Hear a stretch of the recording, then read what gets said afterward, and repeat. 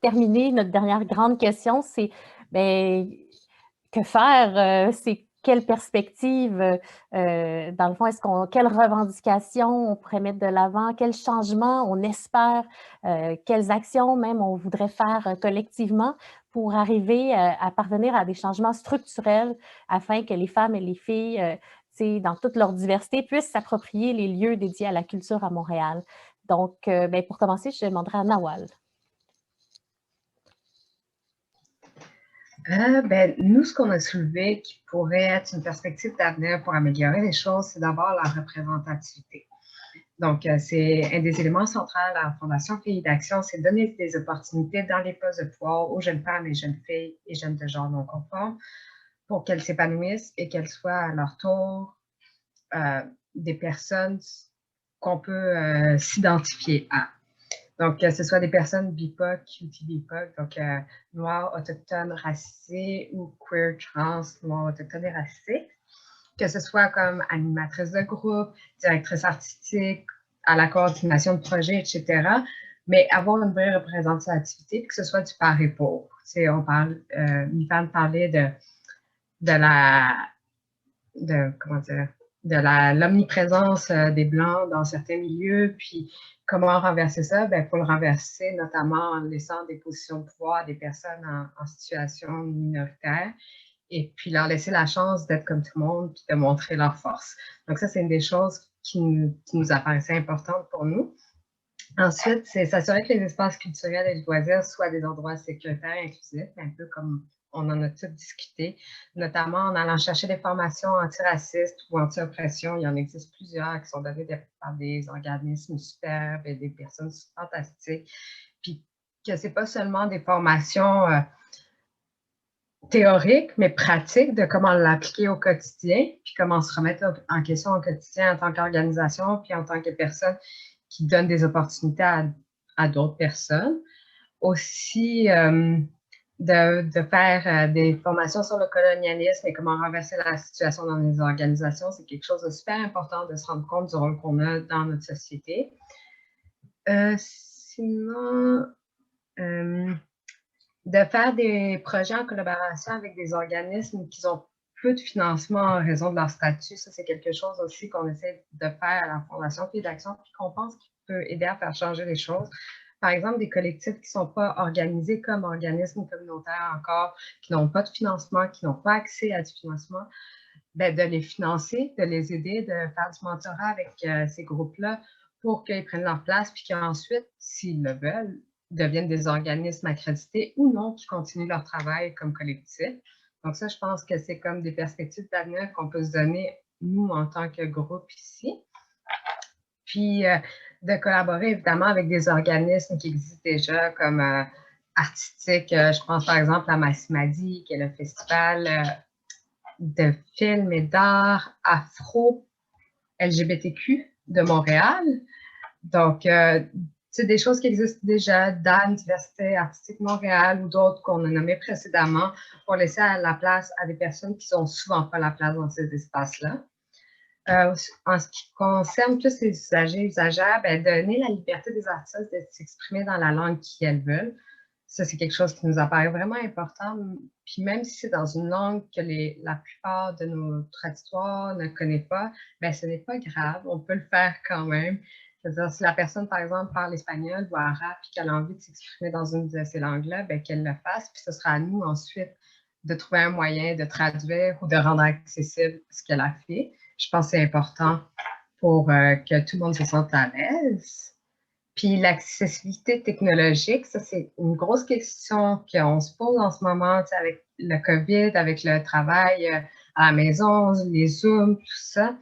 Je pense par exemple au rapport de Stock qui est sorti récemment concernant Montréal-Nord, qui dit que 17,3% des résidents n'ont pas accès à un ordinateur ou une tablette. C'est énorme. Donc, on a un gros angle mort là, en ce moment. Puis, tu sais, c'est quelque chose que je pense qu'il faut qu'on réfléchisse. On n'a pas de solution miracle, mais c'est quelque chose à réfléchir. Est-ce que ce serait de donner des bourses pour que ces personnes-là aient accès à des ordinateurs, à Internet ou d'autres choses comme ça? Dans ce rapport-là aussi, on voyait que 37% des résidents de ce quartier-là ont besoin de gardiennage, de plein d'autres services qui ne sont souvent pas offerts. Donc, s'assurer que tout le monde puisse participer. Donc, offrir du gardiennage, donner de la nourriture, payer les artistes comme ils seraient payés si c'était un emploi quand ils font des présentations, des choses comme ça. Puis, voilà, un peu les perspectives d'avenir. Merci, Nawal. En 2 minutes, Pamela, c'est quelle perspective d'action, revendication, changement espéré auquel tu penses avec votre expérience? Oui.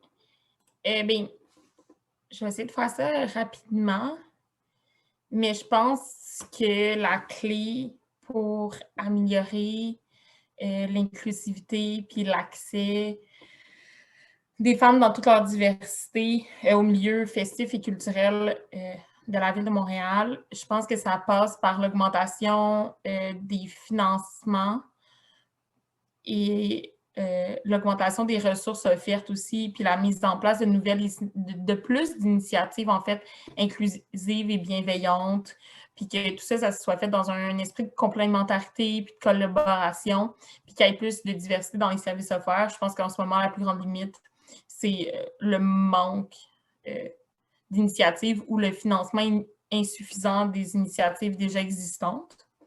Puis je pense que la meilleure façon de faire avancer les choses, c'est vraiment de travailler en collaboration avec les autres organismes ou les autres instances qui sont, qui sont présentes. C'est tout. Merci, Pamela. On prend tout ça en note, puis on va tout ramener ça aussi après pour essayer d'avoir une plateforme commune de perspectives. Donc, Julia, est-ce que tu pourrais nous parler? Oui, merci beaucoup. Alors, c'est sûr qu'il y a aussi forcément des questions qu'on se pose en commun avec tout le monde.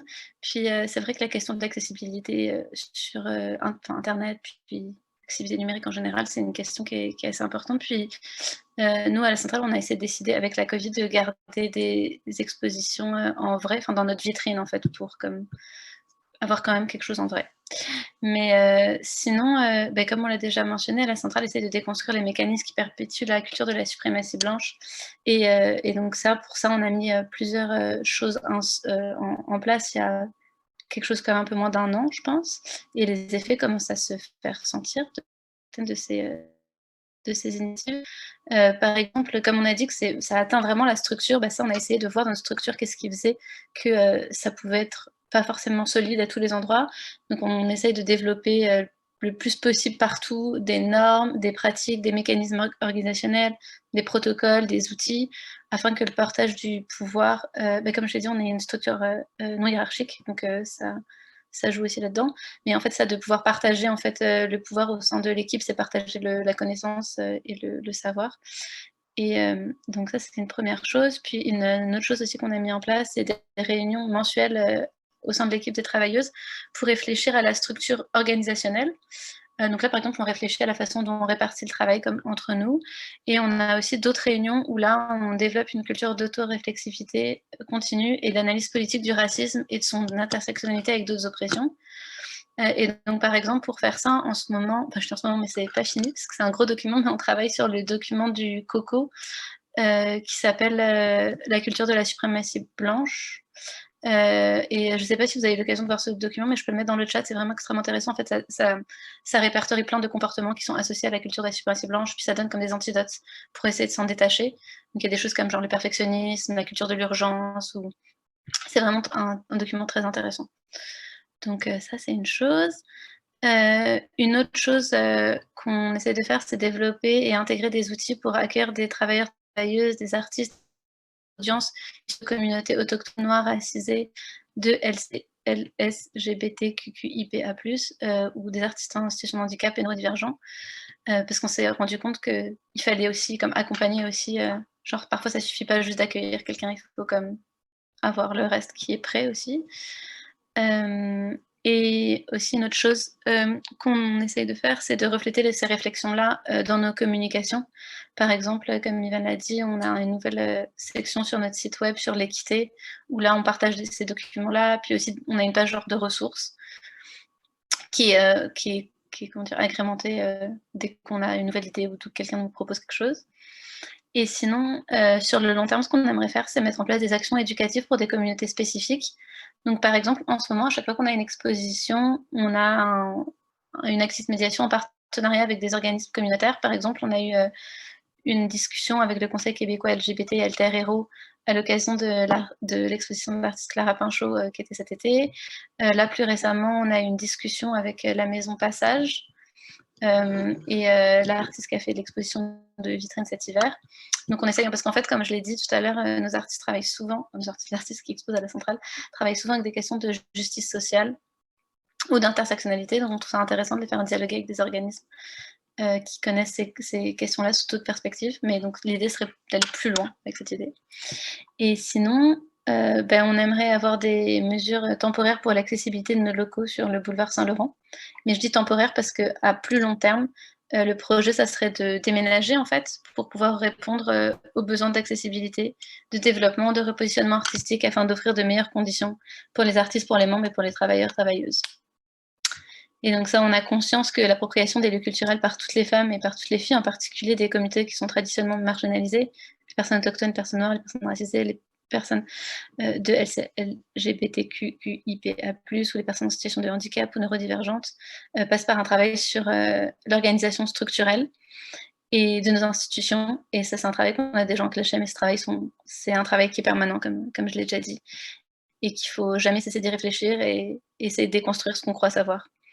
Et puis, on pense aussi que c'est à nous, en tant qu'institution, de refléter ces réflexions et de créer des lieux plus sécuritaires pour toutes. Voilà. Merci, Julia. Pour terminer, Anne-Julie, vos perspectives d'avenir, revendications, changements espérés? Oui, je vais faire ça assez court parce que je considère que les choses principales que j'avais à dire ont toutes été couvertes à travers ce que vous avez dit avant moi. En fait, j'étais vraiment pas au courant des enjeux d'accessibilité à la technologie. Les pourcentages sont vraiment aberrants. Ça remet en doute beaucoup de choses que j'avais déjà en tête par rapport à une prochaine édition en ligne. Bref, mais concrètement, ce que j'ai noté comme perspective d'avenir pour le festival tel quel, ça serait, encore une fois, c'est le financement. Ça serait d'avoir davantage de financement pour pouvoir permettre une accessibilité à plusieurs niveaux, entre autres au niveau du sous-titrage, juste parce que si on est pour avoir une édition en ligne, ça serait génial que les personnes malentendantes aient accès à des sous-titres ou même des personnes francophones. On a beaucoup de films qu'on accepte qui sont uniquement en anglais, qui n'ont pas de sous-titres. Alors, ce serait génial d'avoir un financement suffisant pour pouvoir faire en sorte que les personnes francophones puissent y avoir accès également. C'est pas mal ça. Et puis, notre projet principal, en fait, c'est que si on parle de cinéma tel quel, en fait, c'est que c'est encore un système dominé par la blancheur et le patriarcat, qui vont main dans la main souvent.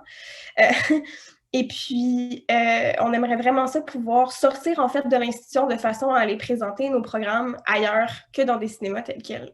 On aimerait vraiment ça en présenter dans des centres de femmes, dans des prisons, dans des écoles, parce que veux pas, la raison pour laquelle notre festival existe, c'est pour représenter des réalités qu'on voit pas assez souvent, pour les personnes qui les vivent pas et pour les personnes qui les vivent pour être capables de se reconnaître quand il y a pas suffisamment d'options pour eux ou pour elles.